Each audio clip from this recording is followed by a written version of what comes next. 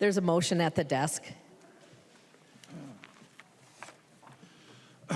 Pursuant to Article 4, Section 19 of the Constitution of the State of Minnesota, NISCA moves that the rule therein be suspended and an urgency be declared that the rules of the House be so far suspended so that House Law Number 14 be given its second and third readings and be placed upon its final passage. I recognize Representative Niska to explain the motion.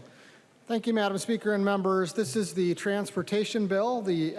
This had policy side-by-sides and spreadsheets posted on May 29th. There was this updated spreadsheet on June 4th, and then draft language posted on June 5th, and then updated on June 6th.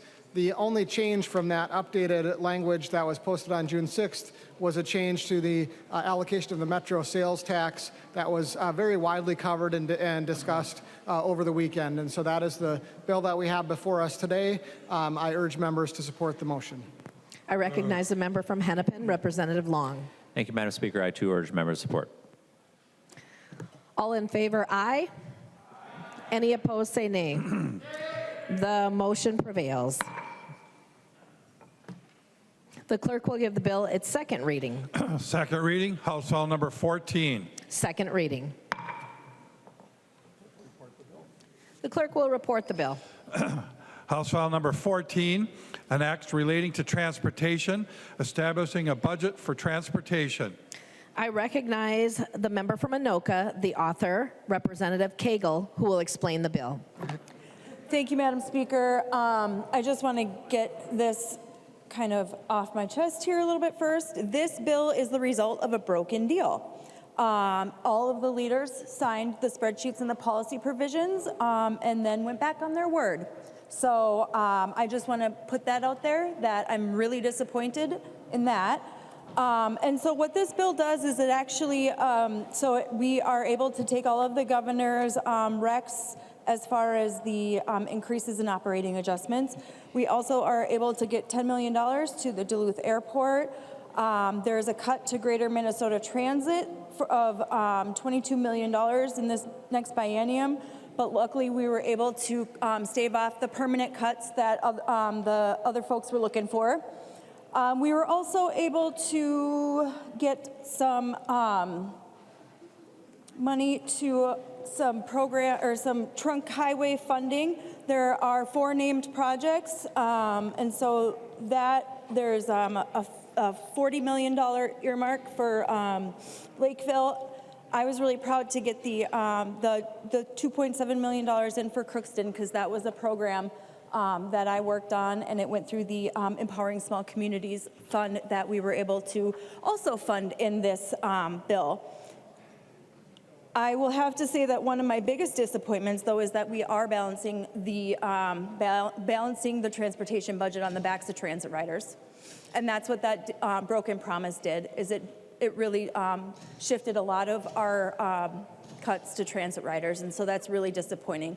Another point where we're not protecting our vulnerable people, our people that can't drive, our people that are unable to drive, and missing a huge opportunity to do the build out of our bus rapid transit system, as well as $400 million in regional bonds to actually build that system out. So very disappointed that that deal was broken, that we weren't able to get that through.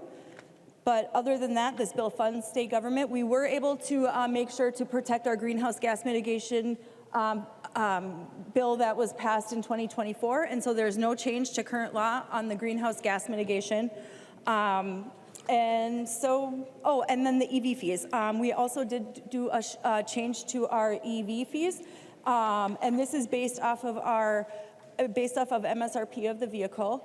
And there'll be a low rate. And then we also, we're able to get a working group together that would study the kilowatt hour charging. That might be the way of the future. And so with that,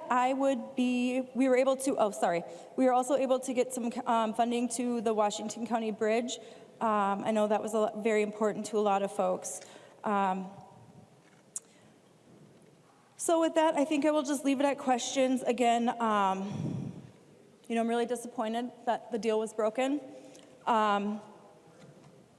And you know, I think a lot of times that this stuff is done behind closed doors, because if people saw what happened behind closed doors, they'd actually be very appalled.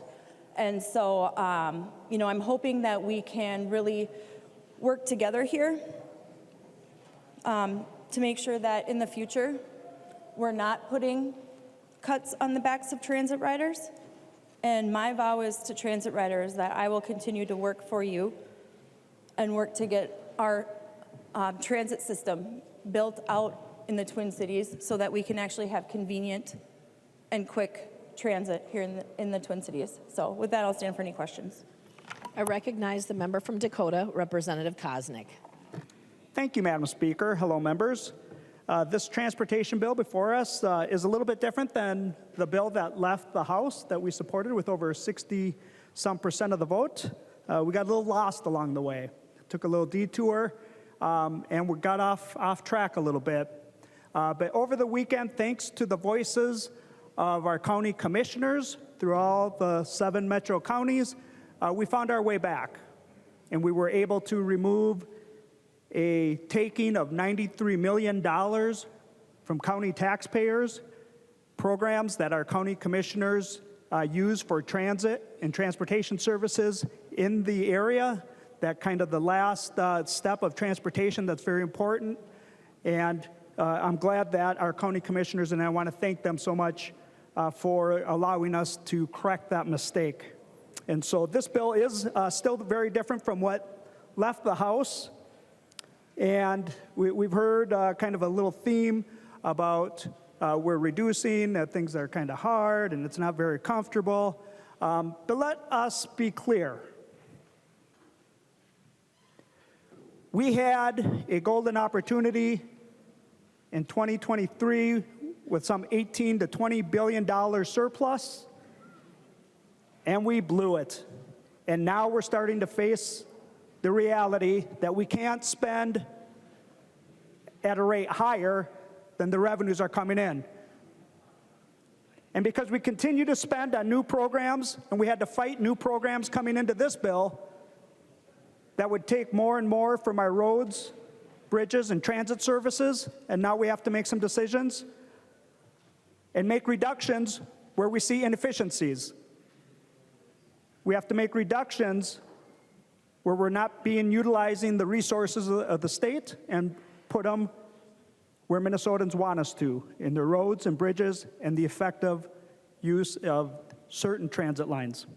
And so that's the bill that was before us. We had a much stronger bill when we originally had the transportation bill in the House. It's always, we have a few provisions that a lot of our members in the committee, and I want to thank them for their work on some of those provisions for dealer plates and salvage titles.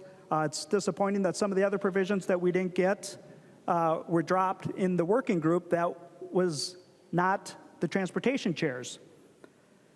And so, members, there's a few nice provisions in here that would have passed under either body being in a straight majority. And unfortunately, some of those other provisions that I think we missed an opportunity to have included, we'll continue to work on next year to make our roads and build our roads smarter with resilient pavement. And some of the other provisions that we had in there. We do continue to fund our transportation and transit systems quite healthily, including the Capitol Security is funded out of some of these accounts. Our state troopers are funded out of these accounts. We will be funding a couple academies that I think we can agree on. It is disappointing, however, when we're fighting for transportation dollars to maintain our roads, and we have $1 billion a year funding gap. I don't even know why we keep track of it anymore, because we apparently don't care. When the governor insists that almost $100 million gets spent for a building that I'm not sure we really need yet.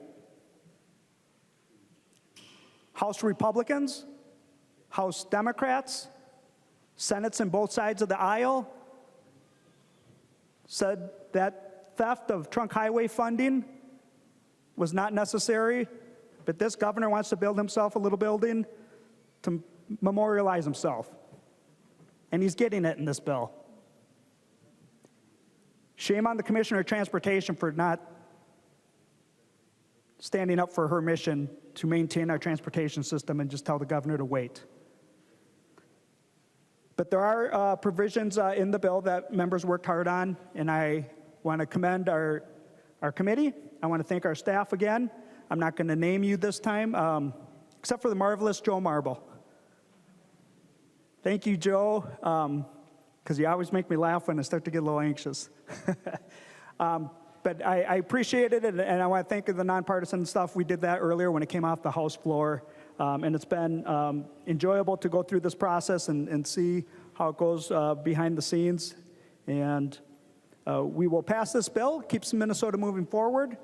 It's unfortunate there were some provisions that were egregiously kind of tried to sneak in those back rooms that don't belong in that process. I'm proud that our county commissioners, again, as an example, stood up, had their constituents call, and were the voice of 3 million Minnesotans to rightfully use the dollars that were given to them in their own communities that strengthened the whole entire region. So thank you for stepping up over the weekend. There was a lot of phone calls, but that was the right thing to do. We as the legislature, the working group, the chairs made a mistake and put that in provision in there to take that money from the counties. But when you recognize a mistake, you own it. I do. And if you have time to correct it, that's what our job is to do. In the end, do the right thing. And so thank you to those that stood with me. I want to thank our partners over in the Senate. Sometimes we're not supposed to talk about them over here, but I want to thank Senator Dibble, Senator Jasinski, their staff, and the other senators that are working with us on this. And so Minnesota will continue to move forward. At the end, we're doing the work that Minnesotans expected us to do. We can debate a couple of the other provisions and stuff in the bill, and we'll have time to do more of a policy year next year. But we're moving forward, and that's what Minnesotans expect us to do, and I'm proud of the work that we did. So members, please vote your district, vote your conscience. Don't vote early, don't vote often, but just vote. There's an amendment at the desk. The clerk will report the amendment. Niska moves to amend House Law number 14. The amendment is coded A2. I recognize the member from Anoka, Representative Niska, to explain the amendment. Thank you, Madam Speaker and members. Well, Chair Koegel referenced some of the backroom deals that were happening, and this is one of the backroom deals that's still in the bill. Unfortunately, it's a provision, a mandate on Anoka County to spend a portion of its sales tax money on something that was never a bill that was presented to the legislature. It's a pet project for the co-chair of the Ways and Means Committee, and it's a pedestrian bridge across the Rum River Dam, mandating that Anoka County pay for it. Anoka County doesn't want this project. It's a proposed bridge would be a third crossing within less than a quarter of a mile on the Rum River, and the county has other needs that they think are not going to be served as a result of being forced to pay for this. It's not a priority that's on Anoka County's capital improvement list, and it's bad policy to have the county or to have the legislature start directing that the county spend money on it. Not only that, it tells the Department of Transportation to ignore other laws in Section 19 of the provision. It says, notwithstanding internal DOT guidelines, policies, or documents related to grant management, the commissioner must disperse the grant. This is only the beginning of a very, very large project for which there is no money. It is absolutely ridiculous that we are telling Anoka County that they have to begin spending money on a project, not to actually fund the project, begin spending money on a project that Anoka County does not want to spend its money on. I'm grateful that we were able to restore some of the money back to counties that the other backroom deal that was reversed has fixed, but we should fix this one as well. Members, please vote yes, and Madam Speaker, I request a roll call. A roll call has been requested. Seeing 15 hands, there will be a roll call. Discussion to the bill. I recognize the member from Anoka, Representative Stevenson. Well, thank you, Madam Speaker. And I just want to correct the record on a few things that Leader Niska just said that are just not true, patently false. He said this was never a bill. It is an introduced bill. It received a hearing in the Transportation Committee. The transportation bill, as it passed off the House floor, included funding for this project. So, and I believe 67 Republicans voted for the transportation bill, which means that every member across the aisle has voted for this project as it came off the House floor.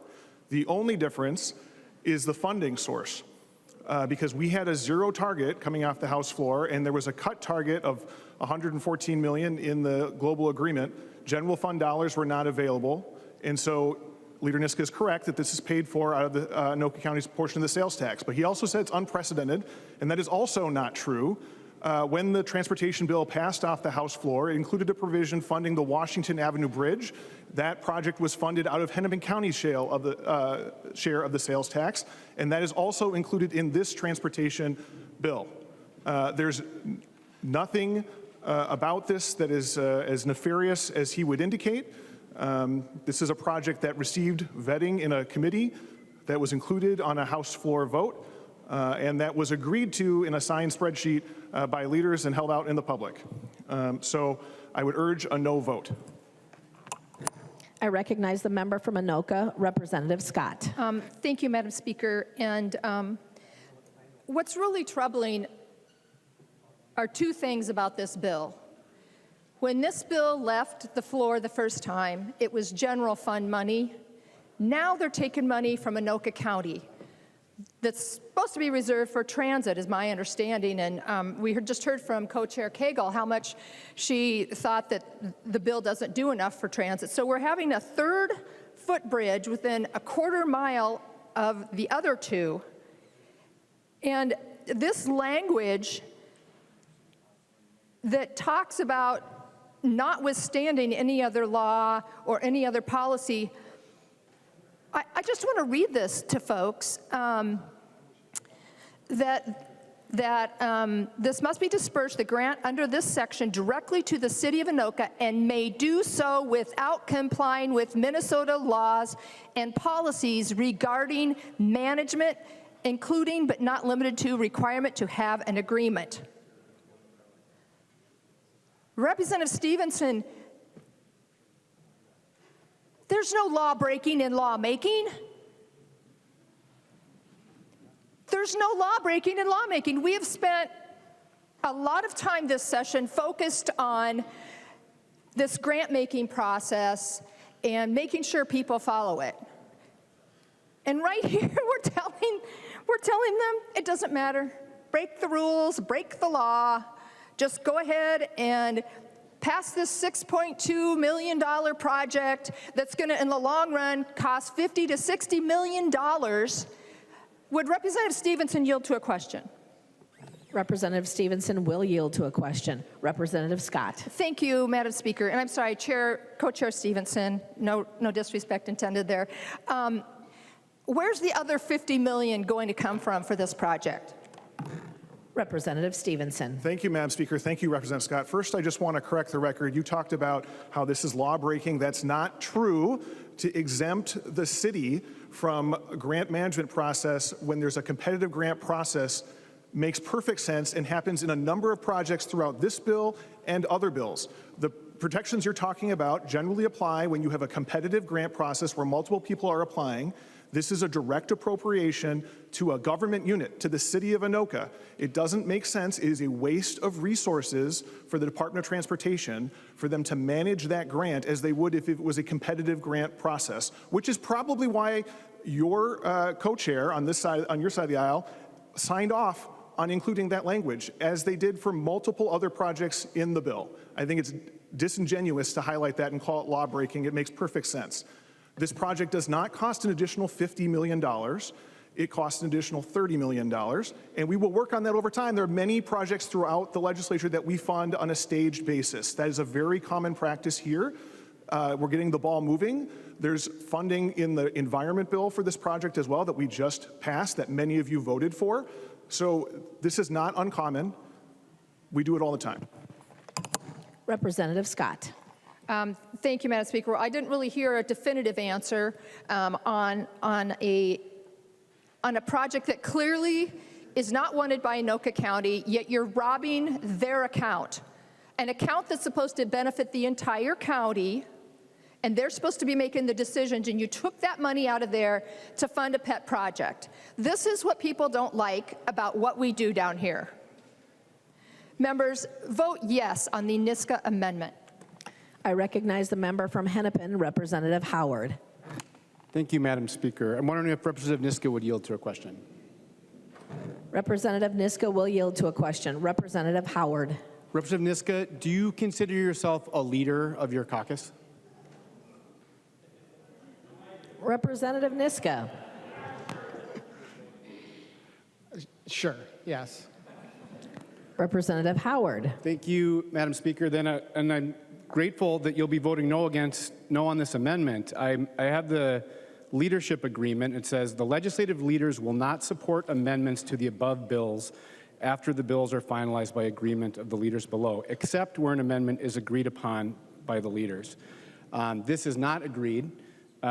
You're bringing this forward. So if you are a leader, I assume you'll do what leaders do and keep their word and vote no on this amendment. Or you can be a member from the peanut gallery and do this amendment and vote yes. That's your choice. I recognize the member from Olmsted, Representative Quam. I see a little bit back and forth here, but to me, the first thing I hear, get the ball rolling, we'll find the money. How are we're finding difficulty funding stuff now. The next budget is multi-billion dollars, structurally deficit. So starting something that you don't have the money now to be able to pay for when you've got a huge deficit coming is not an intelligent thing for this body to do. Because frankly, a lot of the hard work we've done is to soften the impact of the coming deficit, get us in better situation, and it's foolish to throw a portion of funding at something that's going to be more funding needed when we're going to have less money available. The prudent, fiduciarily appropriate thing for this body to do is to accept the amendment. I hope you vote green. Representative Niska. Thank you, Madam Speaker and members, and thank you, Representative Howard, for that cute point. I noticed you forgot to make that same point on the first amendment that we had today, in which DFL Floor Leader Long voted for an amendment, and you know that that's not what that language meant in that agreement. But members, this is a bad provision. It's a bad precedent to start telling counties that they need to do projects that they don't want to do. This project in particular is just the beginning of a very long, expensive project that county does not want to support. If Anoka wants that project, they can advocate for that project like they advocated for it in getting a direct appropriation in the original transportation bill, but not one where we're telling the county that they have to pay for it out of the portion that they would otherwise use for actual transportation needs in that county. Members, vote yes. The clerk will take the roll.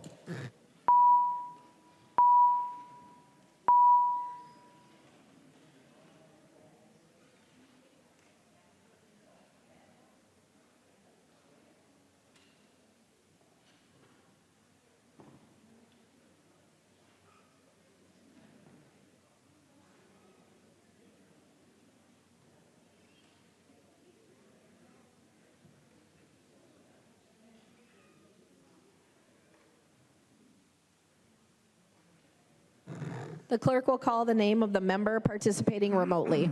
Olson. Olson.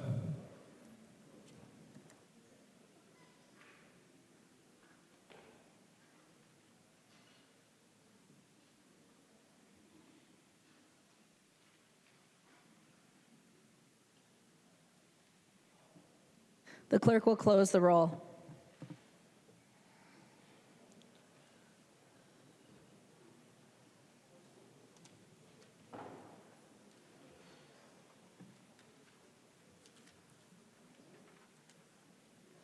There being 62 ayes and 67 nays, the motion does not prevail and the amendment is not adopted. There are no further amendments at the desk. The clerk will give the bill a third reading. Third reading, House File Number 14. Third reading. Discussion to the bill. I recognize the member from Beltrami, Representative Bliss.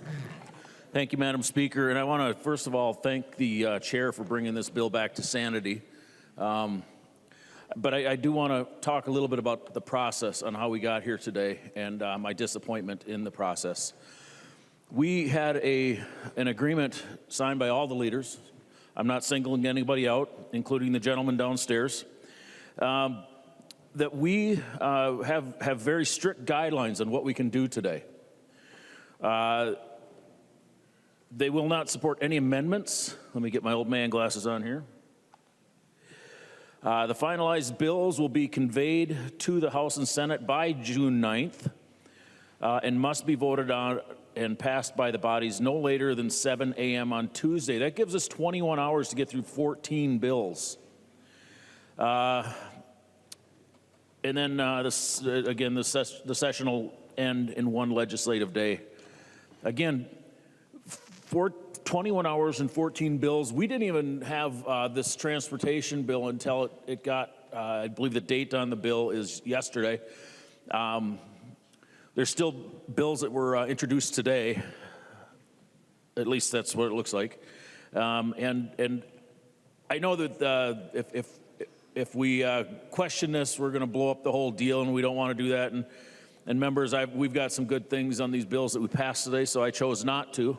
But I do want to talk just a little bit about this. I mean, what would hurt allowing us to have a first, second, and third reading on these bills?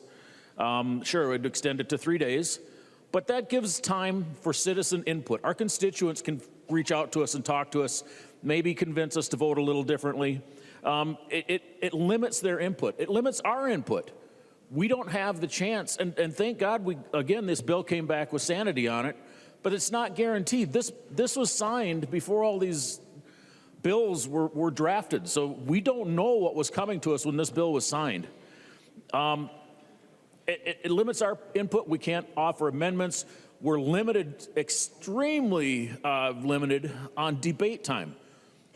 14 hours on 21 bills. We spent 4.5 hours on one today. And worst off, it limits the transparency. It just does. We dropped these bills the last minute and expected to vote on them. Our constituents, and again, I understand this bill was back to the way it originally or close to, but still, this agreement was drafted before these bills were finished, a lot of them.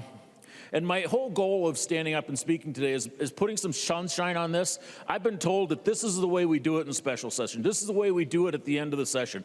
Members, that's wrong. Again, what's the harm in delaying it 3 days and allow us to do first, second, and third reading in the way it was designed to do, to allow for citizen input and legislative input? And I just hope by standing up today and speaking to this that maybe in the future when our leaders get together and they draft this agreement again, that they take this to heart. There's no rush to get this bill done in one day. We have several days before the end of the session, or before we shut the government down. 2 extra days would not blow the place up. So that's my 2 cents, and I appreciate the time. Thank you. And I'm going to support this bill. I recognize the member from Hennepin, Representative Jones. Thank you, Madam Speaker and members. I first want to express my appreciation that this bill is coming back to us with no delay in the GHG and VMT law. So really appreciate the people in negotiation who got that out. And secondly, I want to talk about one of my constituents, a woman named Sarah, who I met at my first meet and greet last year. She loves living in our community. She moved into downtown Minneapolis during the pandemic and was excited to get to work at Target. She lives in a car-free household, like 33% of the households in the Loring Park neighborhood. And of course, in the last few years, companies are starting to bring people back to work. And at first, Sarah thought, oh, that's fine. I'll just go walk to the downtown Target office. But unfortunately, her department is housed in the Target campus in Brooklyn Park. which is 15 miles north of her home. And there isn't a viable, reliable, efficient bus to get there, and biking would be a 3-hour round trip, I checked. And so she's now taking an expensive $30 Lyft each way. Luckily, she only has to go in to work a couple of times a month. But she highlighted that even from my transit-rich district, how we need to do transit better, we need to have better connectivity, not just in Minneapolis and St. Paul, but across the whole metro. Building a more connected transit system across the metro was on the table. And I'm thankful that Co-Chair Koegel and Representative Tabke for their leadership on that. But that provision was dropped at the last minute. And that's a real loss for people like Sarah who try to get to work, for the 1 in 5 Minnesota seniors who cannot drive, for the teenagers looking to visit friends and family so their parents don't have to haul them around everywhere, for families buying groceries. I see them on my bus ride home. Most people don't know that funding the transportation bill is mostly constitutionally dedicated. And I suppose that's generally a good thing, because that means roads and bridges aren't put into competition with a number of other really important things for general funds. But that means that when we have a general fund cut target of over $100 million, a lot of that falls squarely onto public transit and active transportation. Like Co-Chair Koegel said, we are saddling these cuts on the backs of people who are least likely to be able to afford it. Guess how much it costs to own and operate a car? Maybe you're thinking a couple $1,000s annually. According to AAA, it's $12,297 on average. When we all have heard that the cost of living is too high, giving Minnesotans additional transportation options would show that we're listening to them.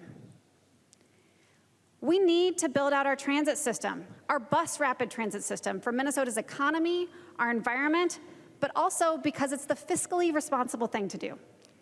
And we have a few interconnecting issues here in Minnesota. Like I've said before, we have the 4th largest road system out of any state in the country, despite being 12th in size and 23rd in population. Our metro is sprawling into our natural and agricultural areas, and I know so many folks on the other side of the aisle really want to make sure that we're protecting our ag lands. We know that congestion is creating bottlenecks in places all over our system. We've grown by over 2,000 lane miles, or over 14% of our lane miles in the last 20 years in the metro. And actually, as Representative Koznick, or Co-Chair Koznick said, it's estimated that that we have a $1 billion backlog for MnDOT alone to just maintain our roads. So that doesn't include any county or city roads.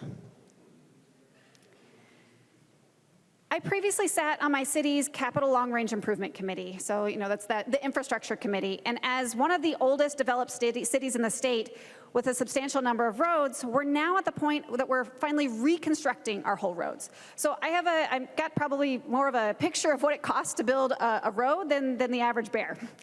And so actually in my district right now, they're reconstructing Hennepin Avenue after 80 years. They're literally digging up streetcar lines right now. The issue is my city has the density and the commensurate property tax base to at least somewhat keep up with the maintenance and the reconstruction of our roads. To fully reconstruct 1 mile of road in a developed area is $20 million. How can we do that for all of our roads that we are building new today in the metro?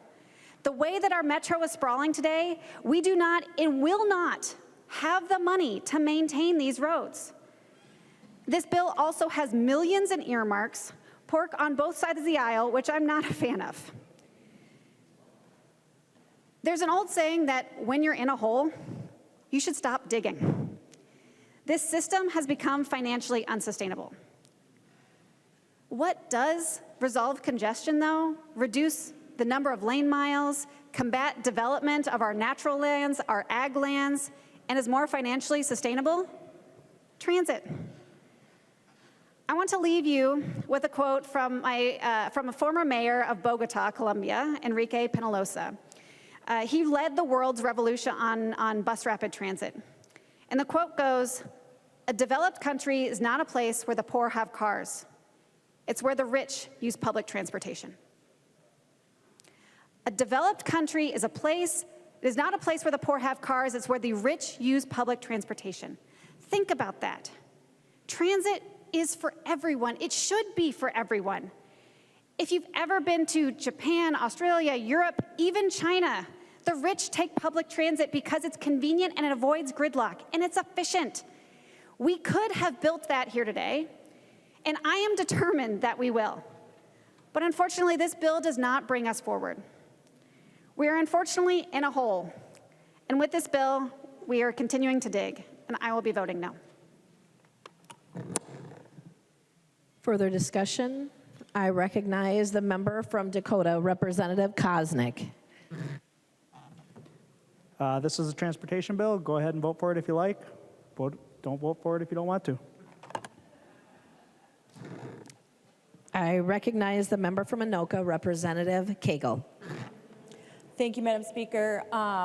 You know, this bill really kind of works on the transformational bill that we passed here in 2023. In 2023, you know, the DFL did the hard work. The DFL made sure that our trunk highways were funded, that the DFL made sure that Metro Transit was solvent. The DFL made sure that we had funding to ensure our roads are safe and our bridges stay up. DFL governs. That's what we do. The GOP held their messaging hearings on, you know, repealing the gas tax and repealing the delivery fee. But then they didn't try very hard after that. So when it comes to governing, we do it, we make the hard decisions, and we make Minnesota work. You know, I'm super disappointed that the House GOP broke their word, but I guess that doesn't surprise me. There are some provisions in this bill that I am proud of.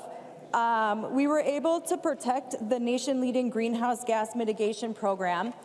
The transit stuff that we had put in response to the counties was really a way to try and help them advance their greenhouse gas mitigation. But without this BRT funding in there, the counties are now 100% on the hook for all of their greenhouse gas mitigation. And so that's a big disappointment, because this would have been a really great place where the counties could have turned to have those offsets. We were also able to protect the Blue Line extension, the NLX line to Duluth, as well as look at trying to get some more corridors funded. And so I'm really kind of conflicted on this bill.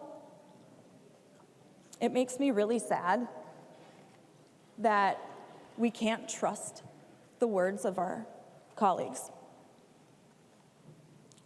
and that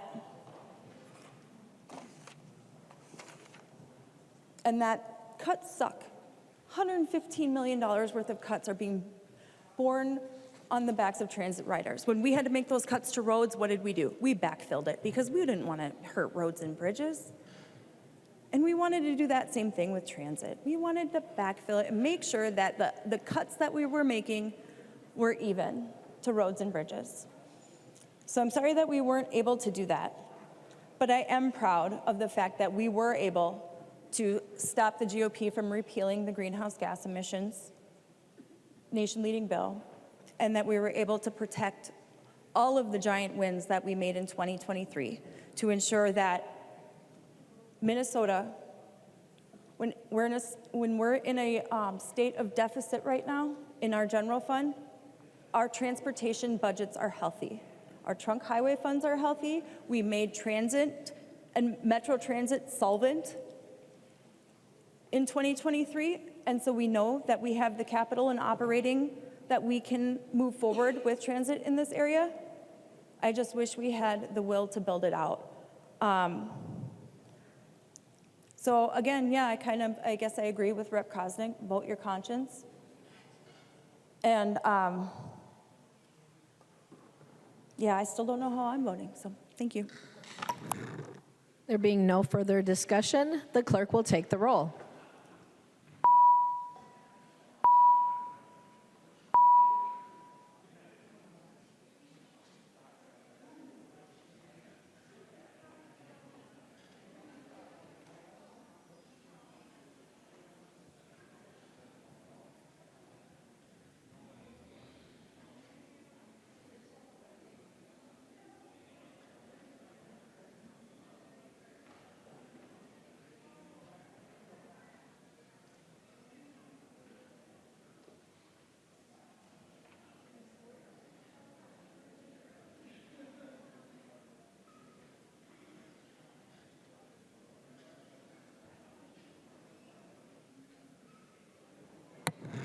The clerk will call the name of the member participating remotely.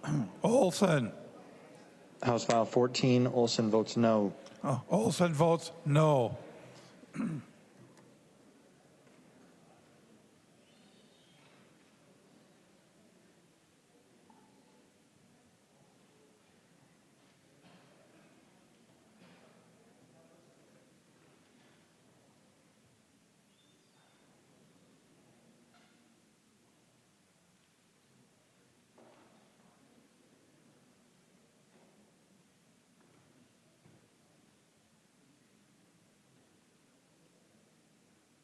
The clerk will close the roll.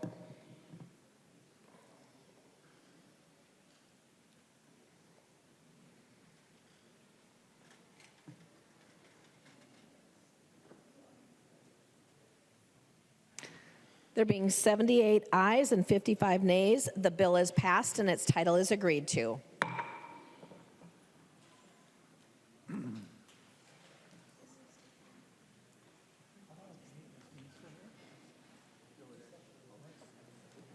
Members in the chamber, we have a former Representative Ray Dean joining us today, who served from 2013 through 2020 representing Minneapolis. Would you please welcome him with me?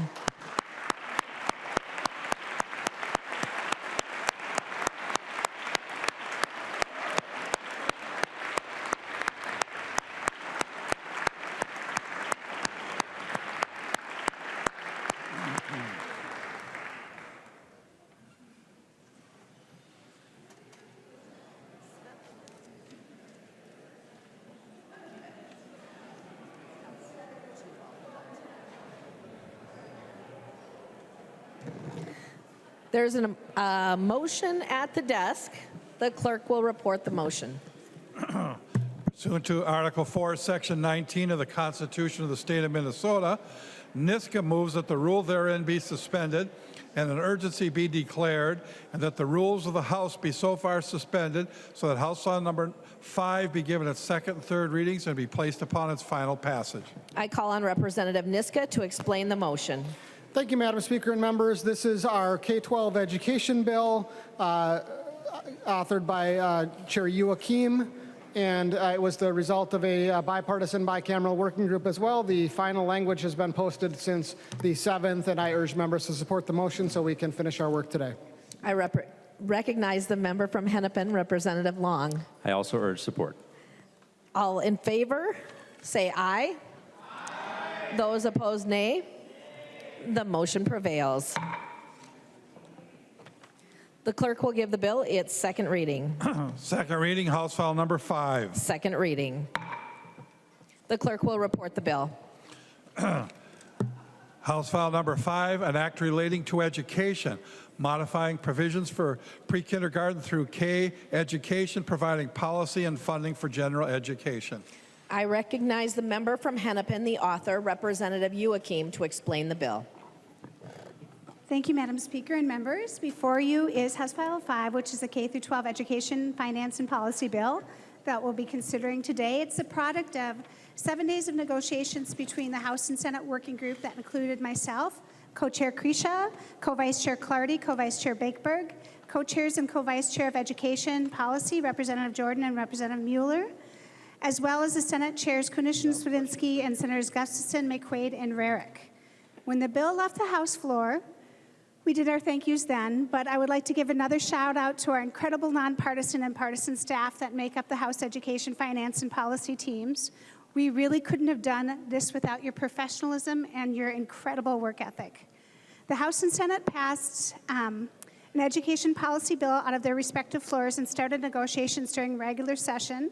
In a bit, I will hand it over to Co-Chairs Representative Jordan and Representative Bennett to explain the portions of those negotiations that we folded into the bill before you today. When the Education Finance Bill left the House floor, we were working with a target of $40 million to the positive in the first biennium for the READ Act and a zero target in the tails. What we were able to do in that bill was to provide some flexibility in funding streams that districts had been asking for while protecting the integrity of what the funding streams were intended to be used for. That is what we brought as the House to the table in the working group. The Senate brought a bill that had made it out of their Senate Finance Committee. And the joint targets we were given to work with were a 0 in the first biennium and a $420 million cut in the tails. Provisions of the House bill that remain the same that are in House File 5 are investments in consolidation aid, the Compensatory Revenue Task Force, roofs included in long-term facilities maintenance levy, non-public pupil aid, a special education teacher apprenticeship program at a smaller dollar amount. We maintained the one-time grants to MapStars and the Minnesota Youth Council, as well as a one-time increase to the Math Corps. We funded the same legislatively appointed grants from the House bill in the first biennium and removed their base funding in the tails.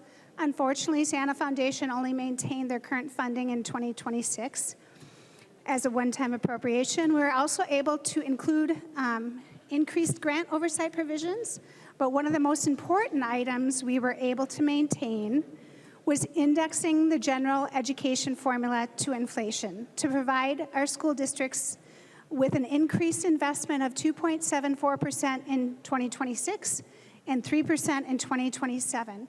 Indexing really brings stability to our school districts' budgets and at least a 2% increase in the general education formula each year.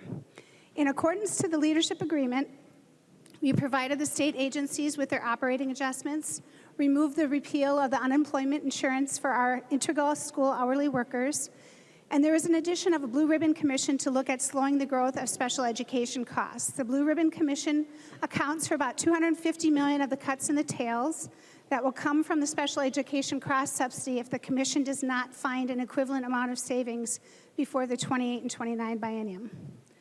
Appropriations were increased to fund the governor's request for MDE's legal costs and their fraud detection and prevention provisions.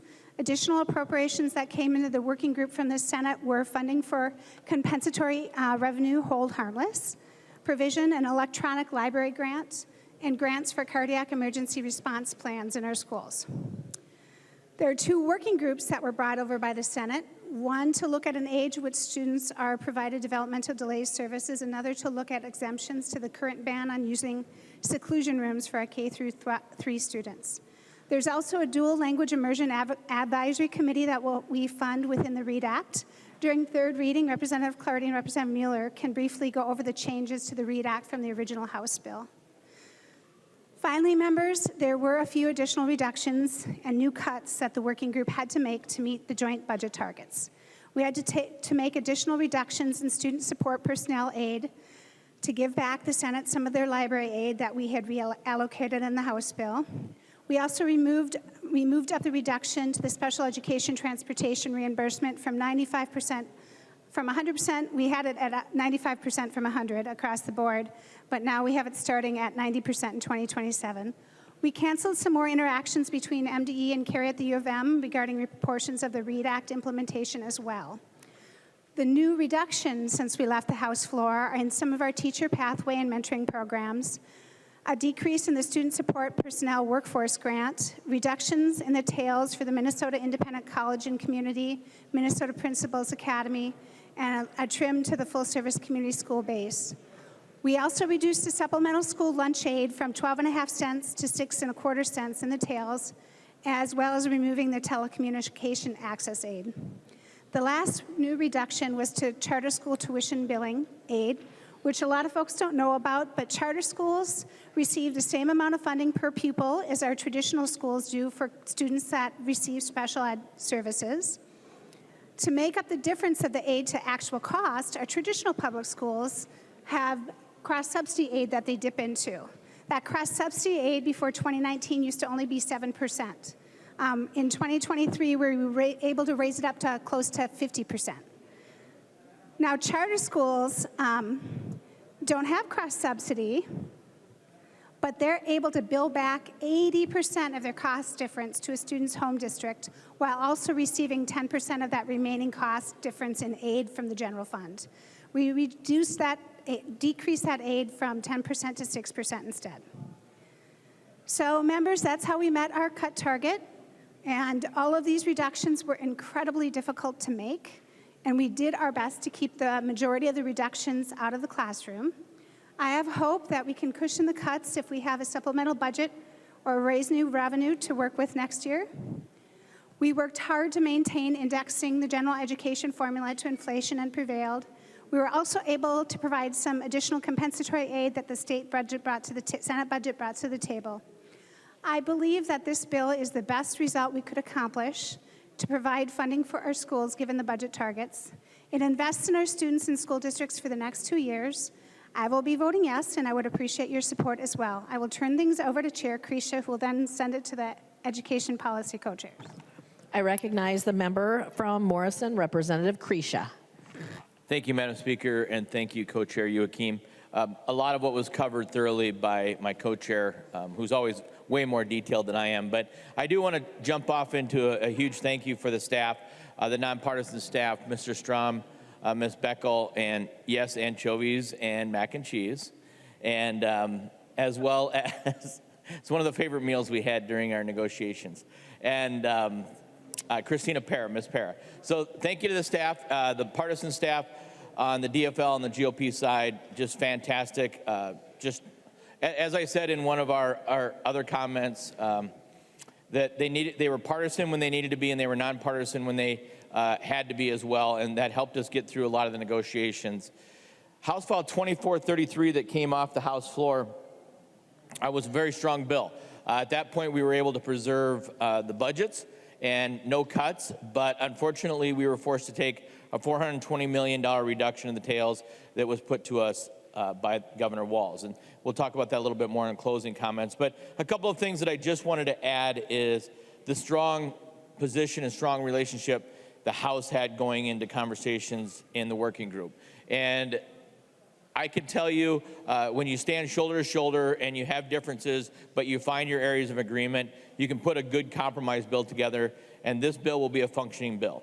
A couple of things that are very important is keeping away the cuts that were proposed by the governor and the Senate DFL to non-public education and protecting educational choice, as well as leaving the homeschooling language that was proposed at one point from the Senate with some amendments. Those would have been very detrimental and did not need to come into this bill, and we were able to keep those off. There's also a couple of pieces here in some rider languages where we removed the equity, diversity, and inclusion piece for MDE, as well as put some guardrails around the legal money that they have and that they use that for the lawsuits that are in front of them right now. The other thing that I just want to call out as we go in a little bit further is the importance of bringing the long-term facilities maintenance for roof repair in for the schools, the rural schools. Thank you, Representative Bernig and Representative Bakeberg, for that. That was very, very important, and we needed to fight for that. And I can tell you, in being in those conversations, at one point, I was able to look with my colleagues right at the governor's staff and right at the commissioner and say, this has to be in the bill. We can't have a bill that does not take care of one of the biggest asks that's happening for our rural schools. So that was very, very important. And then the last thing that I'll say before I turn it over to the policy chairs and then do closing comments later is knowing the difficulties of the compensatory, and when we got down to it, it was very difficult to choose between the basic supplemental aid, which was way more flexible, and refilling and holding harmless the compensatory aid. We have the working group, and Representative Feist has been working very hard on that, and that working group hopefully will yield some results rather than just more money, because we have to fix that formula.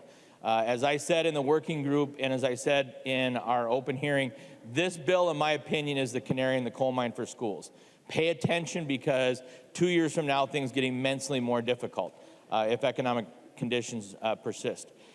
And it's a call to them. With declining enrollment, with special ed, and where things are at and those rising costs, this bill will hold them for 2 years, keep them above water, while they have to look at what's going to happen down the road. And many of the superintendents that contacted me, Representative Hansen, you opened up on 2433 and talked about the importance of this for South St. Paul. We heard that. Talk to your superintendents, talk to superintendents across the state. The compensatory aid, as I said, that will keep some jobs, that will hold schools for planning, but the uncertainty still persists, and we're not going to be able to hold that out forever. So again, members, we're going to be hopefully not debating this bill long, but talking about the merits of it as we move forward, and with that, I'll hand it over to the policy chairs. I recognize the member from Hennepin, Representative Jordan. Thank you, Speaker Damath. As far as the education policy provisions goes, it's a very, very, very similar bill to the one that was passed off of the floor of this body. The biggest disappointment is that we lost provisions related to the Office of Inspector General at MDE. We tried very hard. We had a good bipartisan push for that, but the Senate just would not take it. They had their own ideas about OIGs, and it did not involve the ones that we had brought forward. The biggest pickup was provisions related to charter school accountability that brings their accountability measures in line with what is expected of our traditional public school districts. And we also accepted 2 provisions from the Senate related to Native American mascots and Native American drumming ceremonies at graduation. Those are the big changes with the education policy bill. Most of it is the same as the one we passed off the floor of this body. And with that, I'll yield to Representative Bennett. I recognize the member from Freeborn, Representative Bennett. Thank you, Speaker Damath. Members, and as Co-Chair Jordan said, this is very, very similar to the bill that passed off of the House floor before the end of session. I would like to mention a few of the provisions in the policy portions, just kind of highlight. First of all, thank you to Representative Bakeberg for his provisions that empower school districts and reduce the power of the Department of Education. You know, the Department of Education is valued, but our school districts actually deserve to be in the driver's seat, and that's what some of his provisions do. Thank you to Representative Mueller for her short call substitute pilot program, now becoming permanent. That's going to help our schools. And also, Representative Mueller, thanks for all of your work on the science of reading language, and Representative Clardy as well. You worked great together as a team. I would echo the sentiments of removing the OIG language from this bill. There was a lot of fraud protection in it, and we know that a good portion of the fraud that's already been uncovered happened under the realm of education. We should be dealing with that more. I will say I'm happy that some of the fraud components that I actually had in a bill ended up in this final policy portion of this bill, and that would not only do we roll back funding for legislatively named nonprofits, but this language I worked on reduces the potential for fraud by requiring MDE to terminate grant agreements under certain conditions. For example, failure to maintain tax-exempt status, failure to file timely IRS forms or financial statements, failure to meet applicable state charitable reporting requirements, and failure to maintain proper and timely registration with the Secretary of State. We do have a provision that allows MDE to continue a grant agreement if the nonprofit first contacts MDE to discuss the issue and work out a plan for achieving compliance. I think some of those will help with the fraud issues that we are experiencing. It is incredibly unfair to taxpayers, all Minnesotans, to allow any of their money to be stolen by fraudsters. I would just close in saying I think there are a lot of good components in this bill, but I'm also incredibly disappointed that we were not able to do more to make some impactful fixes for mandate relief. Our schools are sinking under all the mandates that are required of them. They're financially sinking as part of that, and we really were able to do very little to fix things for districts. To me, a lot of it is just kicking the can down the road. That's not fair to our schools, and it's especially not fair to our kids. We're cutting schools and increasing agency funding. I think that's really wrong. And basically, what I see is schools are experiencing a gaping wound, and what we're doing here is just injecting a little bit of numbing agent around that gaping wound. We need to deal with it more effectively and actually make real fixes for our kids and for our schools. I'm hoping we can do that in the future and continue our work. So thank you, Madam Speaker. There are no amendments at the desk. The clerk will give the bill a third reading. Third reading, House File Number 5. Third reading. Discussion to the bill. I recognize the member from Anoka, Representative Engen. Thank you, Madam Speaker. I actually didn't want to be on the list, but I'll say a couple brief words. I really did enjoy being on this committee. I learned a lot, and I didn't expect to be on it. But I think that it's time that we start actually taking into account the voices and the concerns of those who actually do the work, the experts on the ground, the teachers, the students, the staff that are in our schools every day. And one voice that I believe does that better than anybody is Representative Bakeberg. He takes the time to go and listen to people in schools all over the state, in districts that he doesn't even represent, and wants to make sure that their voices are brought into the fold. And so I really do respect both chairs. I respect the way that Representative Krisha, the way that you led this committee and made all of us feel involved. That meant a lot. And so whichever way you're voting on this, I really do appreciate the work. Thank you. I recognize the member from Dakota, Representative Clardy.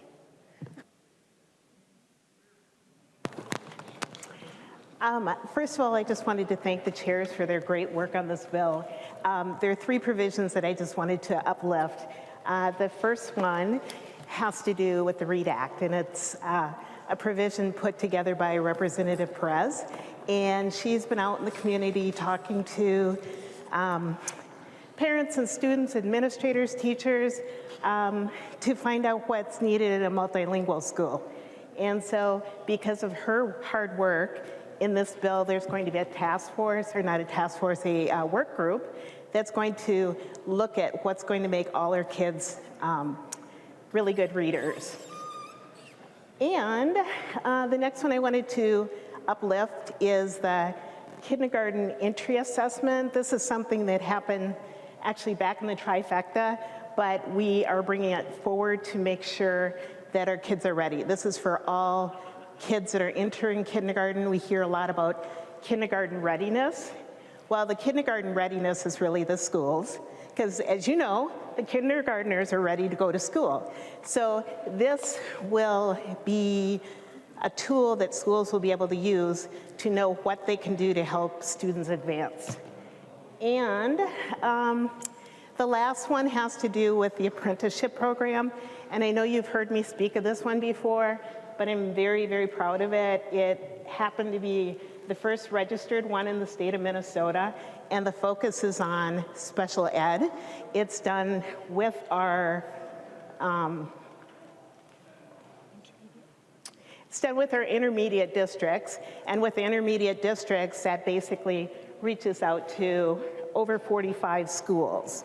So initially, they started with the 4 intermediate schools, and they have a class of 22 that'll be graduating soon.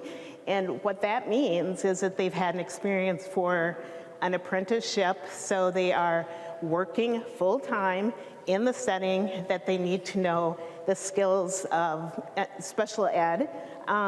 They are working with an expert teacher, and they're getting on-the-job training. If you think about it, most student teachers only get like a very short period of time where they're there for 2 years. The beauty of this program is that there's so many people that are working at these settings, and they haven't had maybe the means or the time to go get their degree. So they're working in conjunction with the University of Minnesota at Mankato State. And when they finish, they will have a degree in special education with 2 endorsements, one for emotionally and behaviorally disturbed, and the others with the autistic spectrum disorder. So these are 3 provisions that I think will just really make a difference in our kids' futures. Thank you. I recognize the member from Mauer, Representative Mueller. Thank you, Madam Speaker, and thank you, members. It was a privilege to be able to work with the chairs and the coach and the vice chairs here. It was also a privilege to work with Representative Perez-Vega and with Representative Clardy.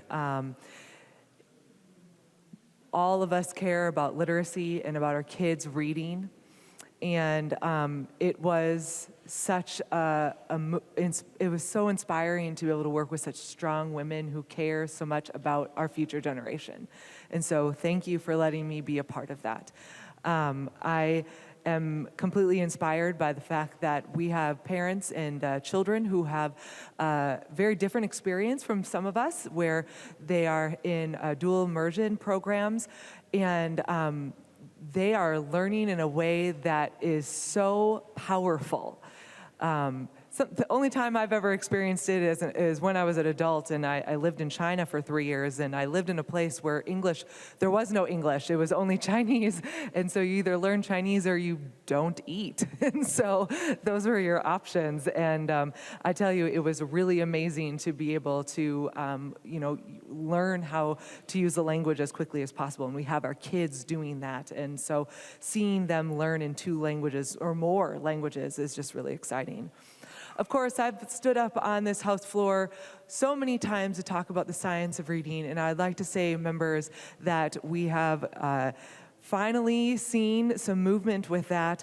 Literacy is one of those bipartisan issues that got frustratingly partisan last time, and so I'm really excited that in Article 4 in the READ Act, we now have a policy statement at the very beginning that says it is the intent of the legislature that public schools promote foundational literacy and grade-level reading proficiency through the use of curricula, textbooks, instructional materials, instructional practices, interventions, and teacher development and training aligned with the science of reading, and that we also have that in the science of reading and structured literacy. I will tell you, House members, colleagues, we stood firm on this.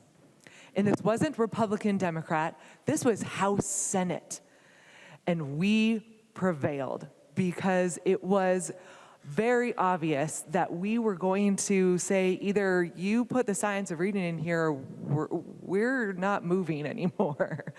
And I think it's very telling that the House stood strong on this, because we know how important it is for us to have our kids learn how to read.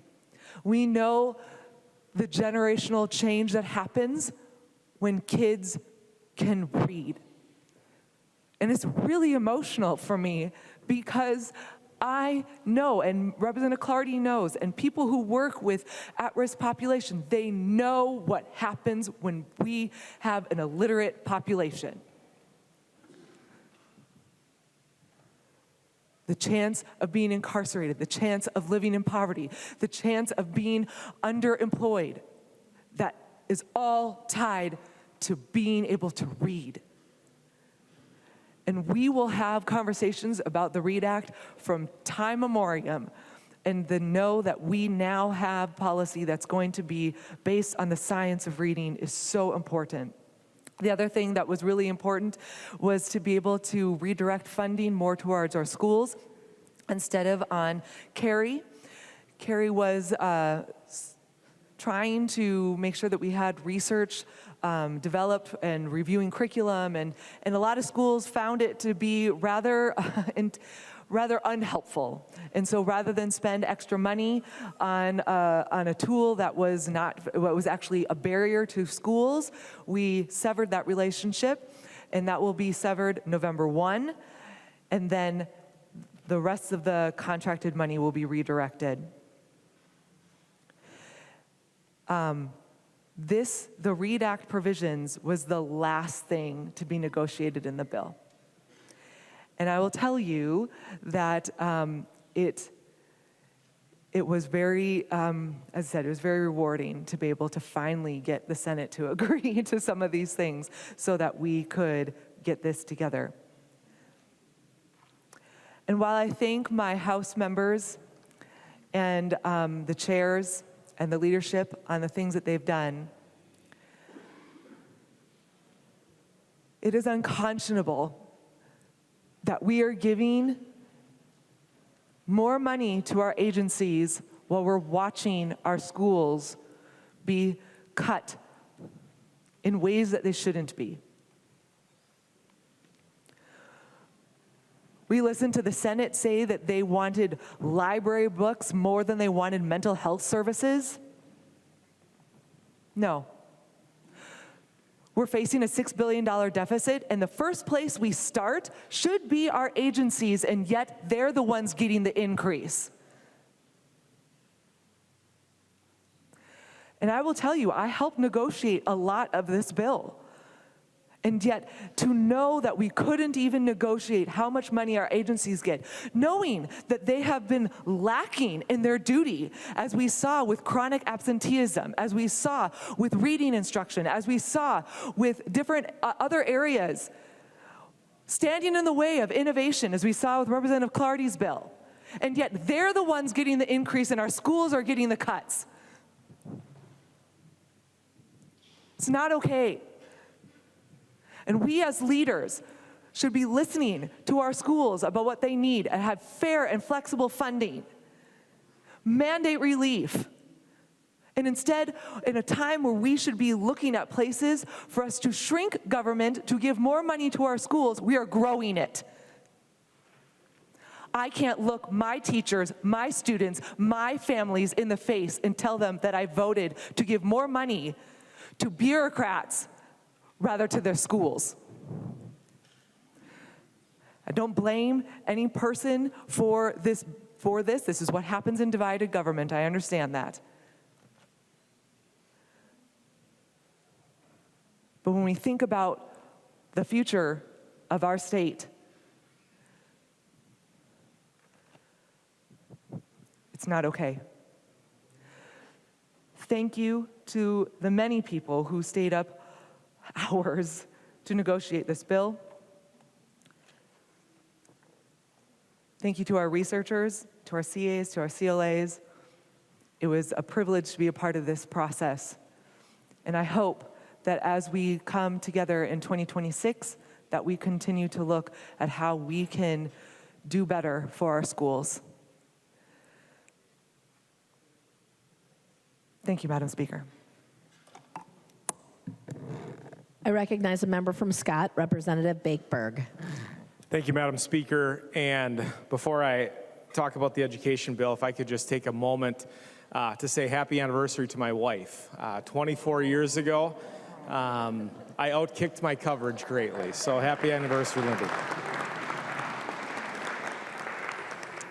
I also I want to thank Co-Chair Youakim and Co-Chair Jordan and Bennett and Krisha. It was an interesting dynamic as we were negotiating this because we've had some very robust conversations in public, on TV, and in behind closed doors as well, talking about what is best for our schools.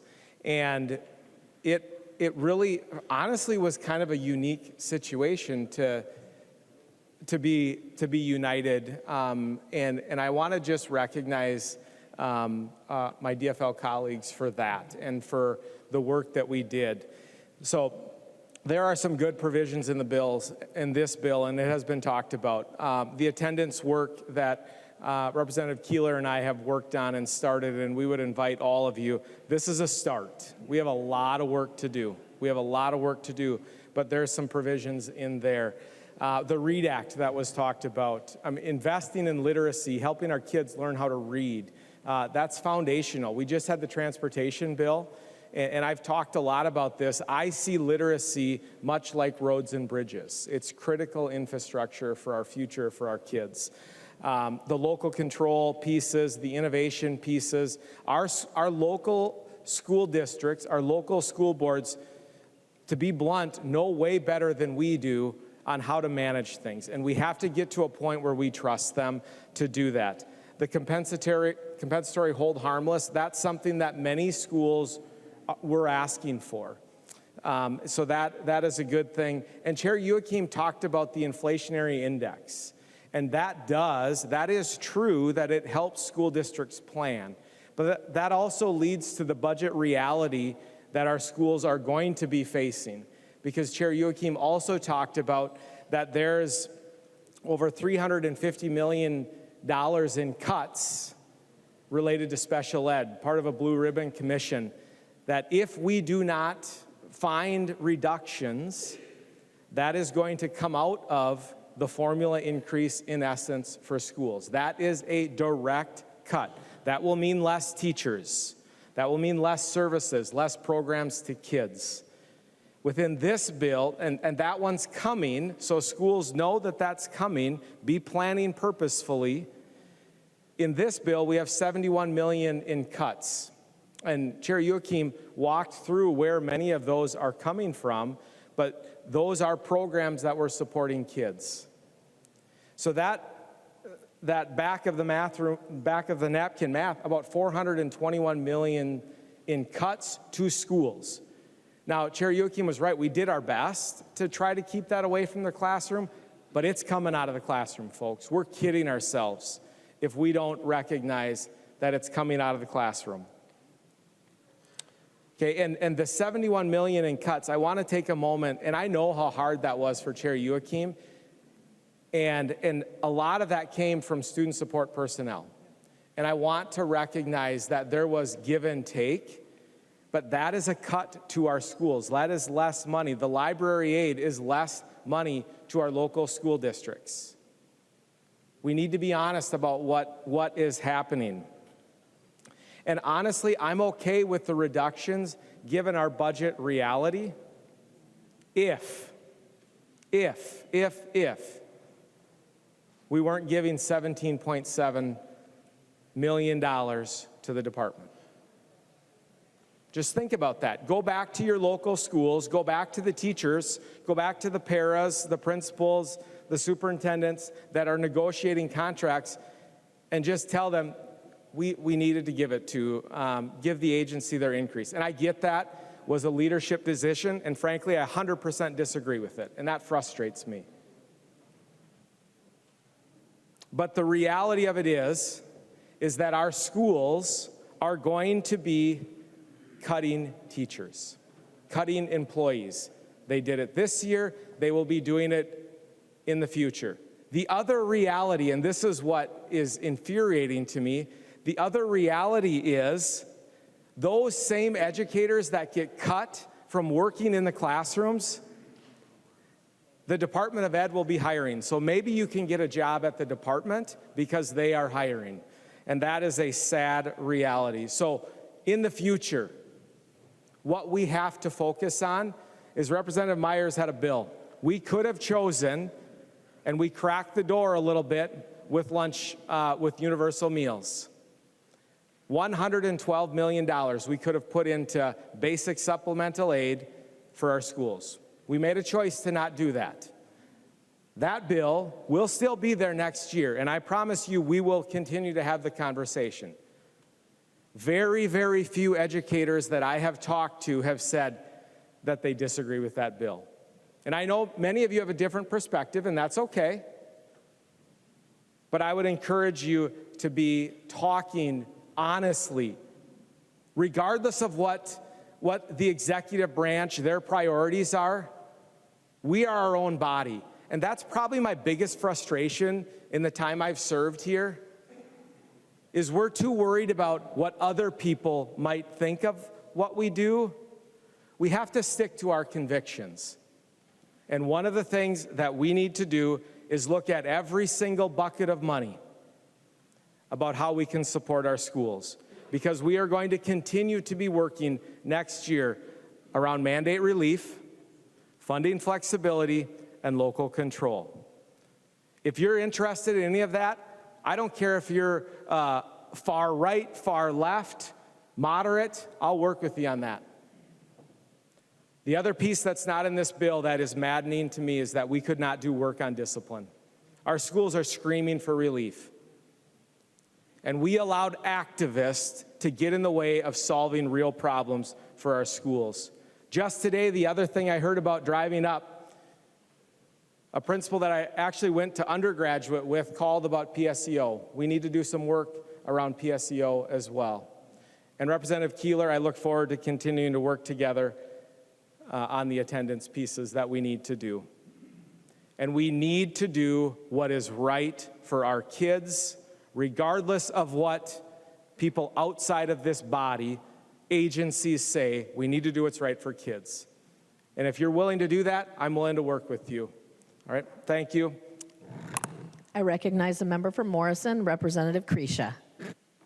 Thank you, Madam Speaker, and thank you, members. A couple quick closing comments. First of all, I want to thank the committee members. A number of things happened in the committee that I hope people took home with them. When we first started, we encouraged members just to start sitting on either side of the table and getting to know each other. And notably, members did that. And I think that collaborative attitude worked its way all the way up. And Chair Youakim and I also passed that down.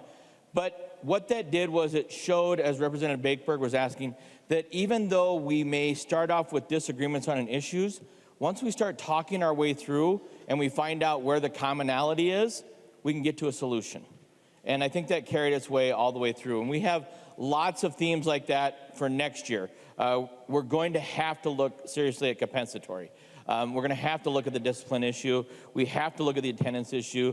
And the READ Act and all of those are going to continue to evolve and have to get stronger in the schools to increase the opportunities for the students. And Madam Chair, before I go into any further comments, would Representative Engen yield for a question?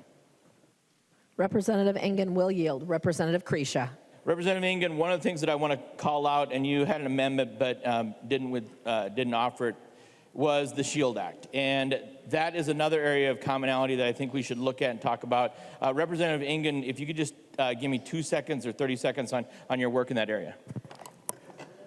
Representative Engen. Thank you, Madam Speaker. And yes, thank you, Representative Kresha. It's actually kind of the reason that I'm here. One of the first times that I remember wanting to get involved in trying to make a change was after a school shooting that occurred in 2008. I was very young, but I recognized that I was sitting in a classroom and felt pretty vulnerable. There wasn't much that myself or my peers could do if, God forbid, the worst case scenario had ever occurred to us. And so I actually found a Minnesota-based LLC that's doing some awesome work, created a comprehensive multi-layered school safety equipment system, and wanted to do something about it. So hopefully we get it done in the future. Representative Kresha.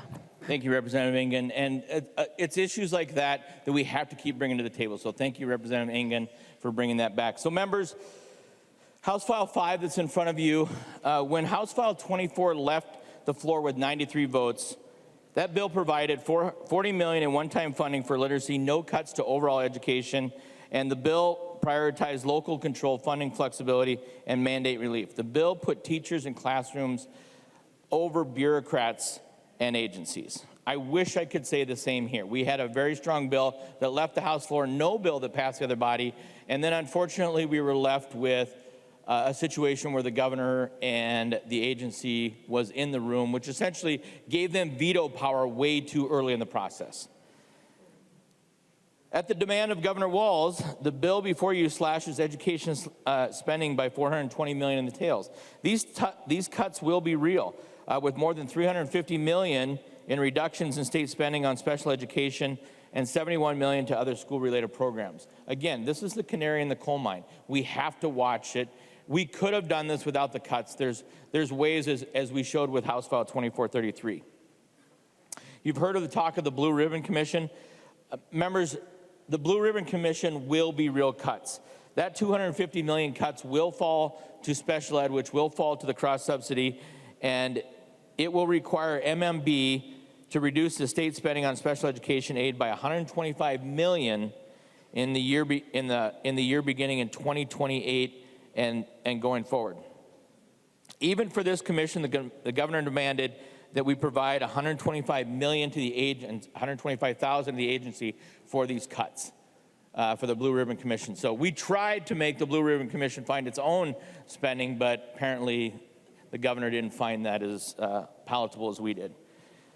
While I don't support the special education cuts, and they're going to be tough, and the schools to fund the bureaucracy, which we see, I am pleased that this bill provides a functional budget for our schools. It really does. This will provide a base for the schools over the next 2 years as they prepare for what's coming.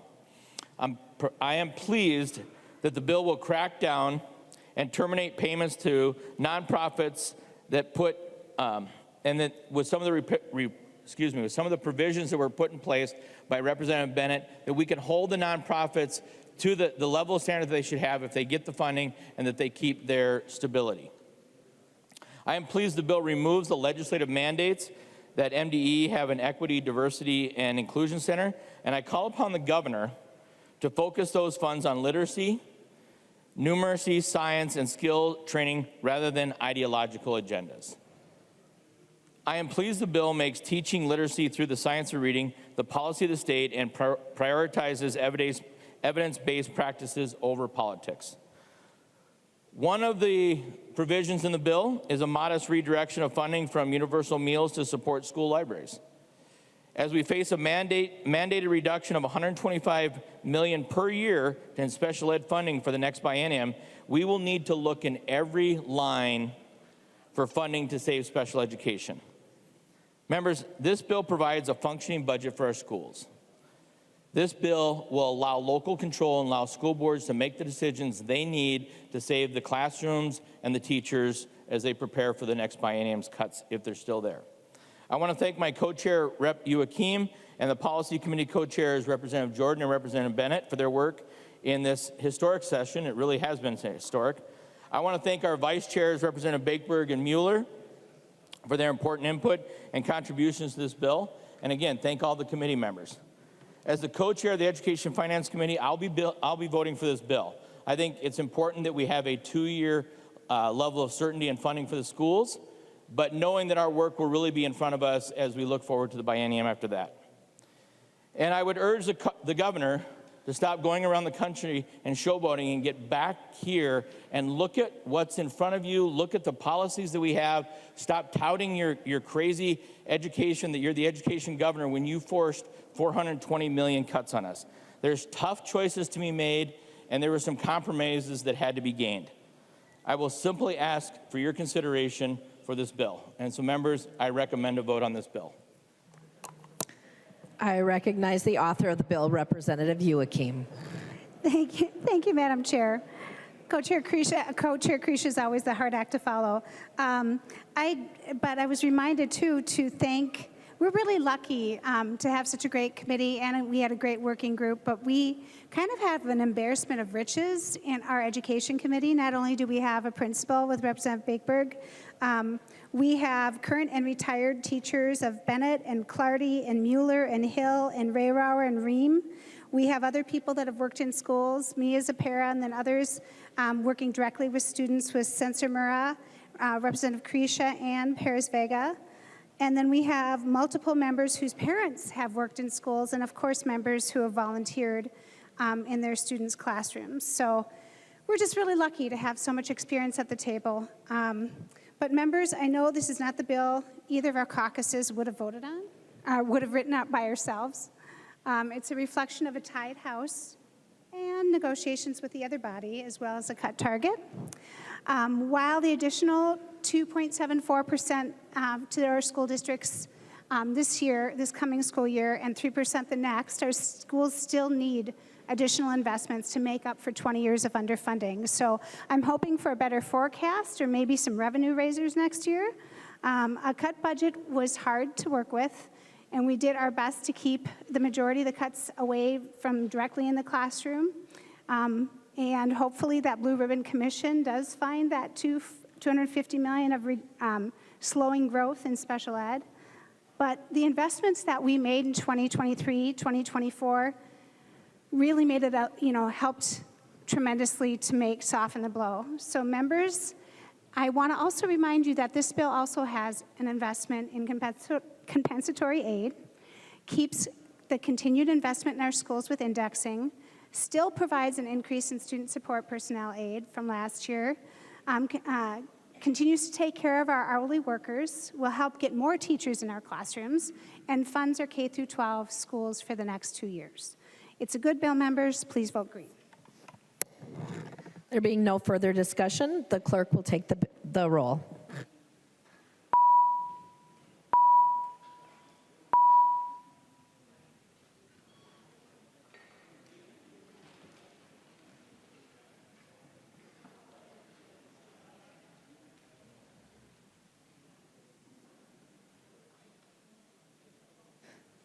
The clerk will call the name of the member participating remotely. Olson. House File 5, Olson votes no. Olson votes no.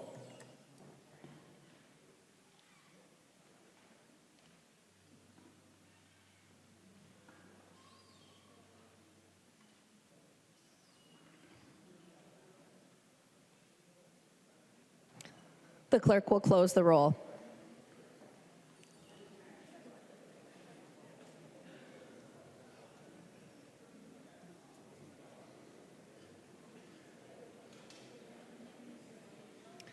There being 97 ayes and 36 nays, the bill is passed and its title is agreed to. Representative Niska. Thank you, Madam Speaker and members. Well, we really appreciate the work of our front desk staff and everyone who's helping us out today, and we'll thank them more later at the end of the night. But in order to give them a little bit of time to process the paper that they have before us, we're going to recess until about 7:05. So, Madam Speaker, I move a recess to call the chair. Representative Niska moves a recess to the call of the chair. All those in favor say aye. Those opposed, nay. The motion prevails. The House stands in recess.